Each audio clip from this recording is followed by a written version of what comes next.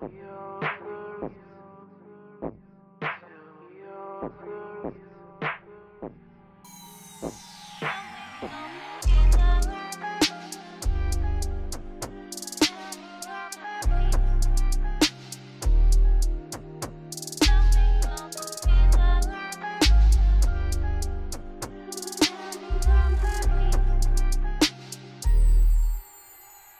guys, what's up? It's Jess.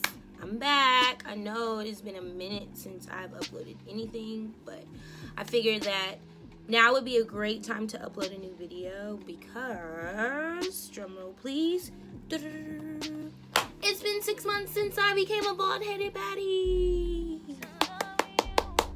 It's been 6 months since I cut all my hair off. So I cut my hair on November the 22nd of 2017. I have been wanting to cut my hair for, at that point in time, it was about 4 years. When I found out that I was going to the military, my brother suggested me to cut it all off. I've always been somebody who had hair on my head. I didn't have just long, beautiful hair, but my hair sat comfortably, like in this area, consistently. But I always kept it cut short too. So when my brother recommended me to cut my hair off, I was like, no sir. I'm going into the military. I could possibly be meeting my husband and I don't want to be bald-headed. I was raised in a predominantly white town, and so of course one of the things that I felt like as a little black girl was that I had to have long, healthy hair like the white girl. And I did as a kid. When I got older and when I moved from Sherman to Oak Cliff for good, Dallas for good, that's whenever I started seeing black girls like wearing weave and, you know, doing all the braids and the Senegalese twists and things like that. And so I was like, okay, well, you know, I can wear my real hair. And that's what I did. That's how I did it. And so I came home one day and I went to sleep. I had just gotten my hair done in crochet twist. And my roommate's friend was in there cutting her hair off. My roommate was like, you know, I had a lot of breakage, so I just want to start over. And I was like, oh my gosh. I woke up from my nap and my roommate's in here getting her hair cut and she's going natural. So when I saw it, I was like, Jess, just do it. So I took some regular scissors and I took down my crochet twist. I hadn't had a perm in about 6 or 7 months, so I did have new growth that kind of guided me throughout the cut. It was still terrible though. And so I cut all of the relaxed ends off of my hair. When I cut all the relaxed ends off of my hair, it actually looked a mess. But it was more so living in that moment that's like, oh my goodness, I just cut my hair off. It's crazy. The first thing that I did was I thought about my school at Prairie View A&M University. And one of the things that stood out the most to me was how the women on campus, it's so many different hairstyles.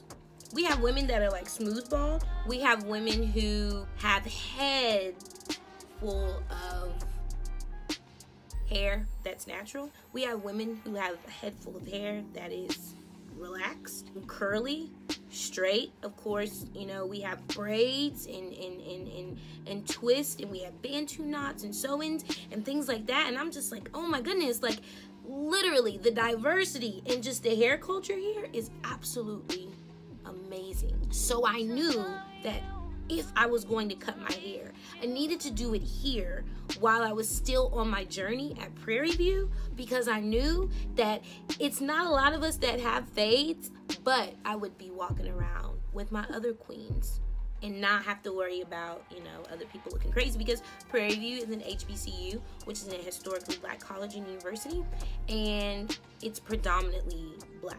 So that was great. So I cut my hair though intentionally because I knew that the next day I was going home for Thanksgiving break. So I have a brother and a sister that both do hair. And so I went to my sister's shop and she cut me down to a 5. And the 5 was like a taper fade. I didn't like it. And so that was my phase of, ooh, I feel ugly. And I think every female goes through this. It doesn't matter if it's for 30 minutes, 2 weeks, or 30 days. Like, you will have this moment where you're like, oh, I don't think that this was a good idea.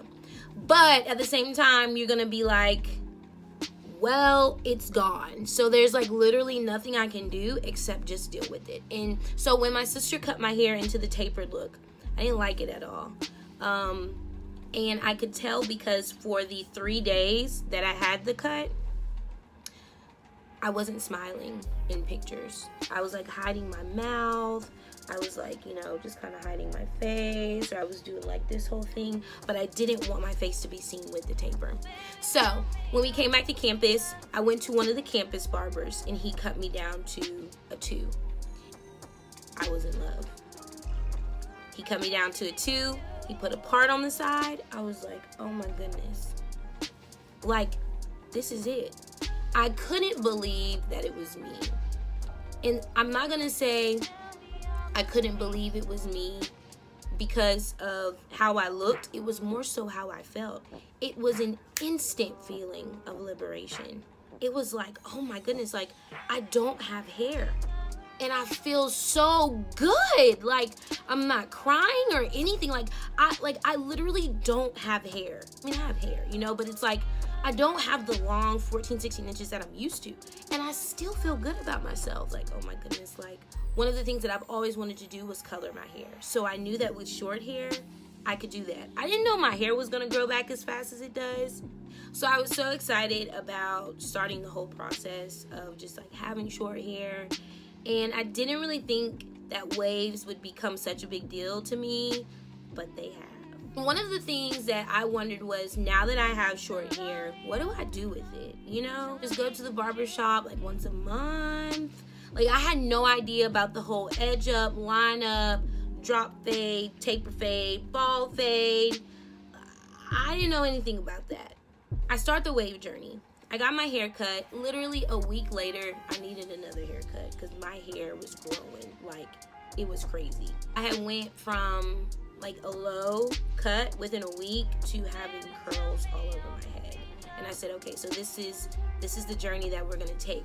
We're gonna be taking field trips to the barbershop every single week. I went to one barber. I went to the barber because I saw the barbershop sign, and I'm just going to encourage those of you who are going to cut your hair, if you're at PV, please ask me who to go to, because I want to send you to the right people. I have like 2 or 3 people that I know are good for you. If you're in another area, please consult with a male counterpart in some way, shape, or form about who to go to get your haircuts. Because the first barber that I went to, he marked me up pretty bad back here. And so I didn't know, because I was just going to him to get a trim and a part, and so of course I couldn't see the back. The next barber that I went to, he started out just cutting my hair the way that I wanted it to, and then he suggested I get a bald fade. Now, when I heard the term bald fade, I was like, so I'm gonna be bald like around here? And he said yes. And so that's whenever we discovered that the other barbers' clippers had marked me like really badly. So please consult with your male friends or dad, uncle, grandpa, whoever, about who to get your hair cut from. Because once I had went to the new barber, I've heard horror stories about the old barber, like literally from everybody. Like, nobody goes to him unless you're bald, because that's just how bad it is. In the wave journeys, brushing, wash routine, and using certain hair care products. Me personally, because of the type of person that I am, when I had hair, I was getting new hairstyles every 2 weeks. I would go from a sew-in to braids to twists. I was just getting different hairstyles. Now that I have short hair, one of the things that I've noticed is people look at you differently. You attract a different type of person when you're bald-headed. And I know I'm not bald-headed. So I was already somebody who was pretty clean cut as far as how I dressed and things like that. And so one of the things that I had to make sure was that, oh yeah, here's my hair. I knew that whenever it came to me having short hair, I was going to be more OCD about that, because I want to make sure that my edge up is crisp and everything looks okay in the back. And then whenever I started developing my waves, I actually just started my waves over about 3 weeks ago, and so I haven't really been brushing properly, but that's the whole wave journey or whatever. But then, like, I just knew that I was going to be more OCD about my hair now that it was short, and I definitely am. One thing that you have to consider is how fast does your hair grow? Within a week, according to my standards, I need another haircut. And sometimes I don't even need this cut off. I just need like an edge up, or I need a line up or something like that. Cutting my hair and having to maintain that has also told me a lot about my skin. When I had a lot of hair, this is just like my consistent area of like breakouts. I never knew that because my hair was always long, so I could just pull it back and it would be covering this up. But this is just like a line of breakout. Like, it just never fails. Whenever I break out on my face, it's typically in this area. Now that I have now that I get haircuts rather, I notice that. And so cutting my hair and getting rid of my hair forced me to look at my entire self immediately. There are things that I have noticed with my haircut that I would have never paid much attention to when I had hair, because my hair is what made me. So as long as my hair was done, I felt beautiful enough to do whatever I had to do. When I cut my hair, I started to go through this weight loss transition, and it was natural. I'm somebody who said that I would never drink water. I used to hate water. I used to drink 6 or 7 cans of soda a day. When I cut my hair, it was just like, okay, Jess, you have changed your life, so now your life is about to change. And when I cut my hair, I started drinking more water.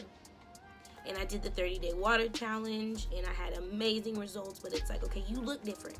And so you have to carry yourself accordingly. One of the things that I do want to talk about is the barbershop experience. The barbershop experience and the hair salon experience is different.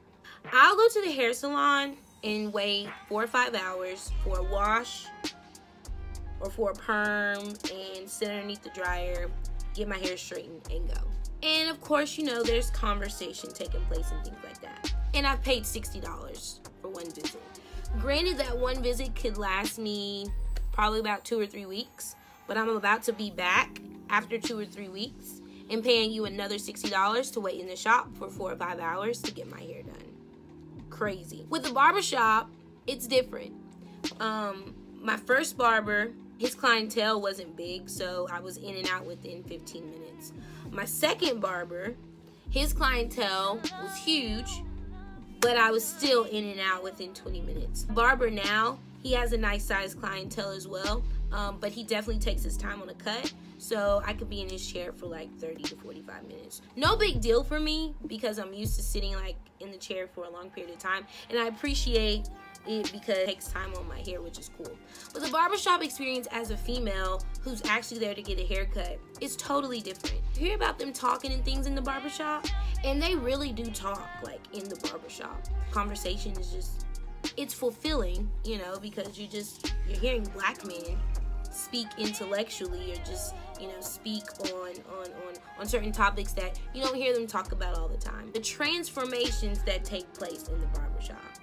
Alright, I understand if Auntie comes into the hair salon and she got her hair in a ponytail because she's about to get it straightened. Cool. But these men will be in these barbershops looking toe up from the 3rd floor up, okay? 3rd floor, which means you gotta walk down the stairs to still get to the 1st floor to understand how toe up they are. And they will get in that chair and be completely transformed.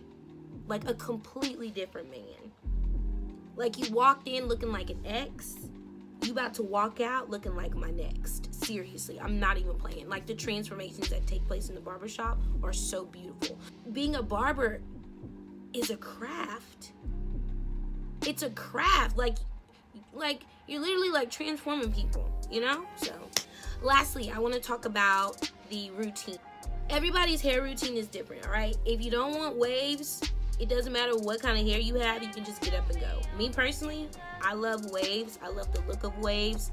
I feel like waves in the sun is just, I love seeing my fellow female wavers. Like, I just love having waves. I think waves is like the hair jewelry to a fade.